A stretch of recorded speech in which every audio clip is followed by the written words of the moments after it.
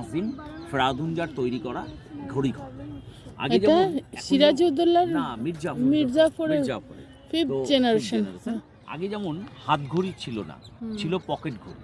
বড় বড় লর্ড নবাব জমিদাররা পড়তো। সেই টাইমে এই হাজারদুয়ারিতে যারা কর্মচারী ছিলেন তাদের জন্য নবাব ফেরাদুনজা এই ঘড়িঘরটা তৈরি করেছিলেন। এটা কিন্তু 6 মাসে একবার চাবি দেওয়া হতো। 200 বছর আগে যে প্রসেসিং ছিল এখনো সেই প্রসেসিং আছে। 6 মাসে একবার চাবি দিলে ঘড়িটা টানা 6 মাস চলে, অর্থাৎ বছরে দুবার চাবি দিলে ঘড়িটা কিন্তু সারা বছর চলে।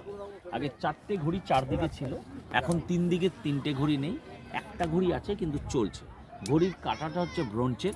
ঘড়ির অক্ষরগুলো দেখুন রোমান ভাষায় লেখা রয়েছে।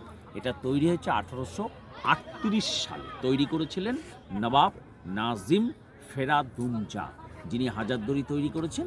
ওনার পুত্র হচ্ছে ফেরাদুনজা, যিনি ব্রিটিশদের অধীনে বাংলায় নবাবী।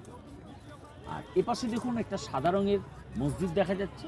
এই মসজিদটা হচ্ছে আপনারা যে মুর্শিদাবাদ ঘুরতে এসেছেন, এই মুর্শিদাবাদের অরিজিনাল নাম হচ্ছে মাকসুদাবাদ।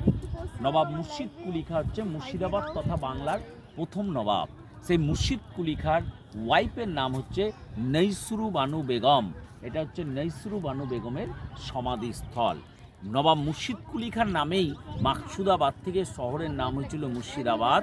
মুর্শিদ কুলি খাঁ হচ্ছে বেঙ্গল, বিহার, উড়িষ্যা 3টে স্টেটের ক্যাপিটাল ছিল মুর্শিদাবাদ। এই 3টে স্টেটের উনি প্রথম নবাব ছিলেন। ওনারই ওয়াইফ নৈসুরু বানু বেগমের সমাধি এই মসজিদটার নিচে রয়েছে। এবার এদিকে আসুন, মদিনাটা দেখিয়ে দিই। মদিনা